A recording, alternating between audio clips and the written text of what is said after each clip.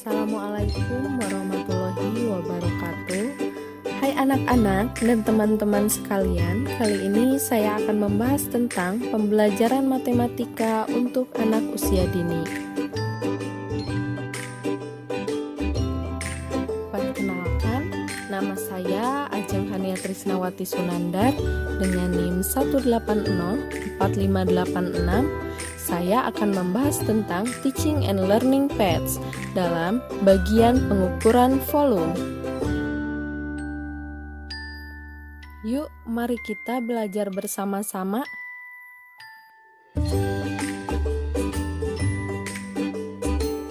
Menurut Curie and Outred pada tahun 2005, this leads to two ways to measure volume, illustrated by packing a space, such as a 3D array with cubic units, and filling with iterations of a fluid unit that takes the shape of the container. For the latter, the unit structure may be psychologically 1D for some children, i.e., simple iterative counting that is not processed as geometric 3D, especially, for example, in filling a cylindrical jar in which the linear height corresponds to the volume. Pengukuran volume. Menurut Curie and Outred pada tahun 2005, untuk anak-anak, kompetensi dalam menghitung volume, misalnya memperkirakan dan mengukur jumlah beras yang terdapat pada suatu wadah.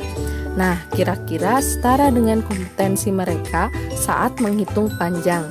Hal ini konsisten dengan gagasan bahwa struktur tugasnya adalah satu dimensi. Dicontohkan oleh beberapa siswa yang menghitung volume beras dalam wadah seolah-olah itu adalah satuan panjang dan iterasi, baik secara mental atau menggunakan jari-jari mereka yang diukur di sisi wadah.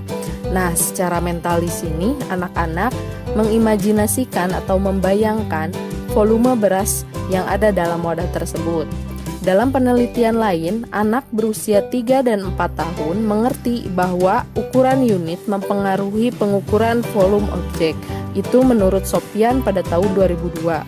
Dengan demikian, bahwa pengukuran volume dengan cara seperti ini mungkin sesuai untuk anak usia dini.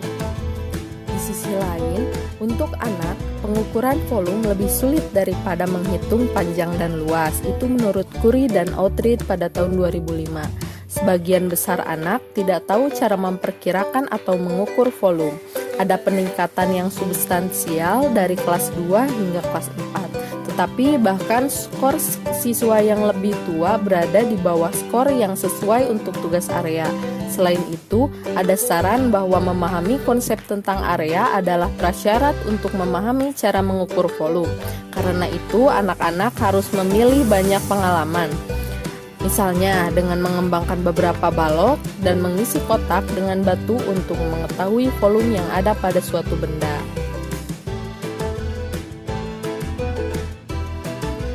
Nah, selanjutnya bagaimana sih pengukuran yang dapat dicapai anak yang mendasar dalam 1 dimensi, 2 dimensi, dan 3 dimensi?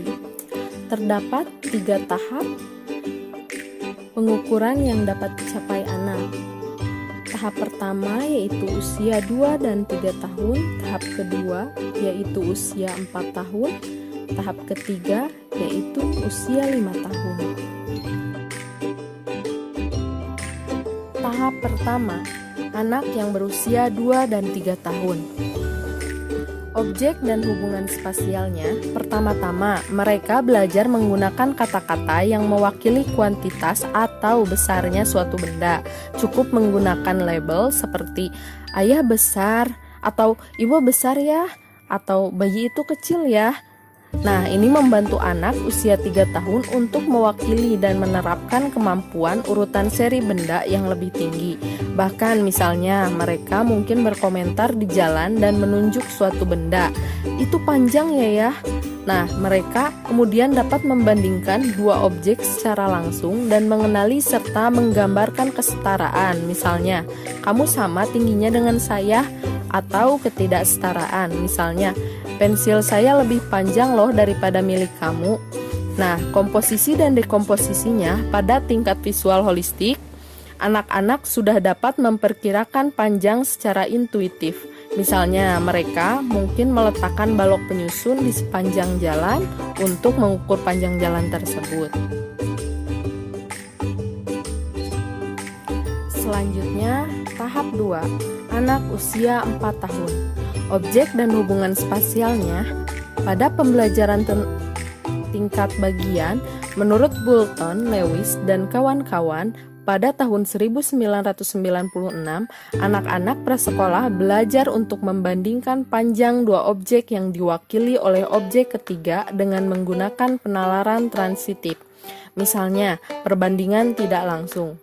Seperti perbedaan antara istilah penghitungan, misalnya, pada mainan terdapat 2 truk, dan dengan istilah masak, misalnya, banyaknya pasir. Hal ini dapat membantu anak-anak membentuk hubungan antara penghitungan dan pengukuran berkelanjutan, menurut Huntley Venner pada tahun 2001. Nah, komposisi dan dekomposisinya, pada pemikiran tentang tingkat bagian, anak-anak prasekolah mengerti bahwa mengukur panjang dapat diinterpretasikan dengan cara ini.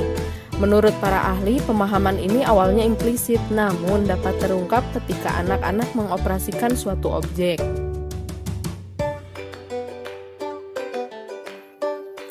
Yang terakhir, tahap 3, anak berusia 5 tahun. Objek dan hubungan spasialnya, anak pada usia ini mulai beralih ke pemahaman yang lebih tinggi dengan mengukur melalui penggunaan unit yang berulang. Dimulai dengan mengembangkan aspek-aspek pemikirannya pada tingkat bagian sebelumnya secara berkaitan. Mereka juga dapat mengeksplorasi konsep hubungan yang berbanding lurus antara ukuran unit dan jumlah unit yang diperlukan untuk mencakup panjang atau jarak tertentu dan mengenalinya pada tingkat intuitif. Misalnya, dengan unit berukuran standar 1 inci atau 1 cm. Pengukuran yang konsisten juga akan membantu anak mempelajari konsep dan prosedur pengukuran linear.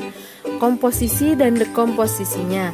Anak memahami komposisi panjang secara eksplisit. Misalnya, mereka dapat mengukur satu persatu panjang benda untuk mendapatkan panjang keseluruhan.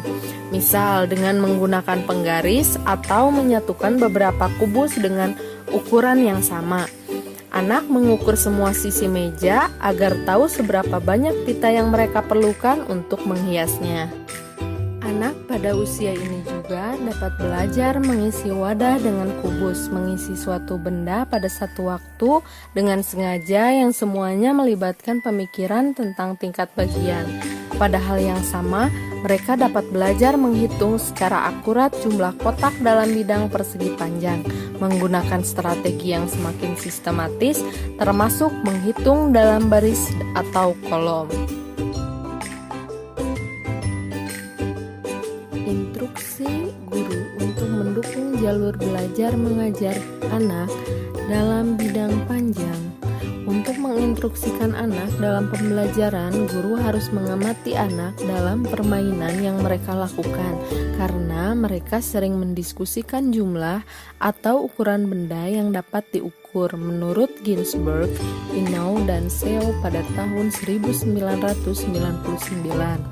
Guru harus mendengarkan dengan cermat untuk melihat bagaimana mereka mengartikan dan menggunakan bahasa, misalnya panjangnya jarak hingga titik akhir atau sampai satu ujung mencuat pada suatu benda.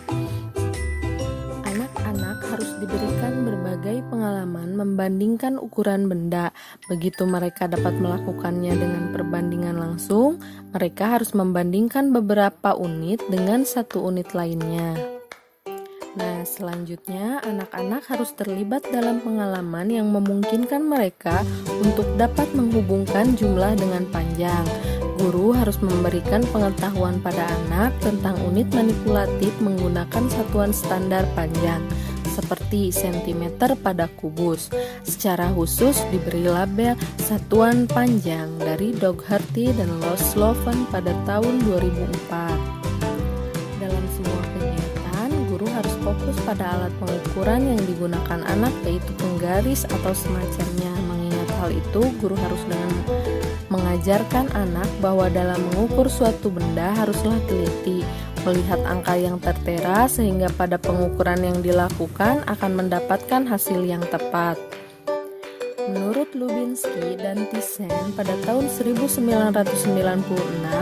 instruksi guru yang berfokus pada interpretasi anak-anak tentang kegiatan pengukuran dapat memungkinkan mereka untuk menggunakan titik awal yang fleksibel pada penggaris guna menunjukkan langkah-langkah yang berhasil. Ketika dilakukan dengan cara ini, alat yang digunakan dan prosedur pengukuran menjadi langkah pasti anak untuk berpikir tentang matematika. Menurut Clemens pada tahun 1999 dan Miller pada tahun 1984-1989. Namun jauh sebelum itu sebenarnya anak-anak telah memulai perjalanan menuju tujuan tersebut.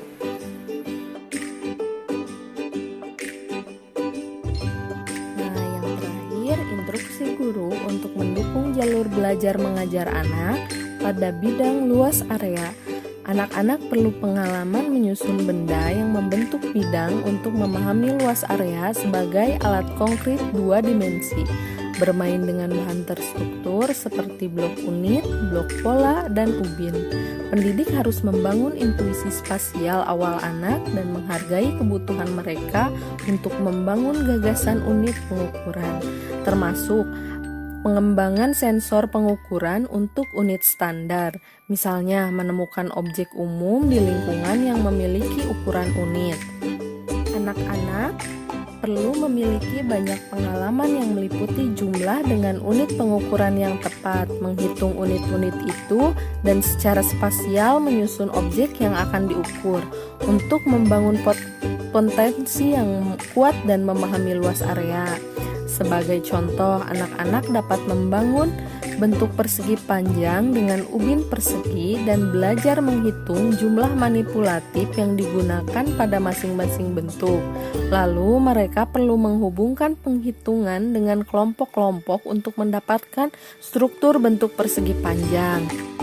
Misalnya, menghitung kotak dalam bentuk tersebut dan menghitung jumlah kotak di setiap barisnya. Kompetensi dalam bidang utama pemikiran geometri spasial dan angka ini terhubung sepanjang masa perkembangan anak. Kompetensi awal yang dimiliki anak prasekolah adalah tentang persepsi dan representasional yang sama. Itu menurut Mix, Huttenlocher, dan Levin pada tahun 2002.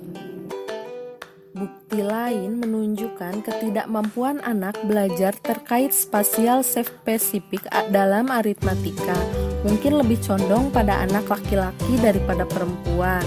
Itu menurut Sharon Moffitt dan Silpa pada tahun 1988. Pemikiran anak prasekolah tentang berbagai unit ditemukan konsisten dalam masalah spasial dan numerik. Dalam Clemens dan kawan-kawan pada tahun 1997. Nah, dengan cara ini, kemampuan spasial spesifik tampaknya berkaitan dengan kompetensi matematika lainnya. Menurut Brown Wheatley 1989, Clemens dan Battista 1992, Fenomena dan Carpenter pada tahun 1981, Wheatley, Brown, dan Solano pada tahun 1994. Nah, pengukuran geometris ini menghubungkan ranah spasial dan numerik secara eksplisit.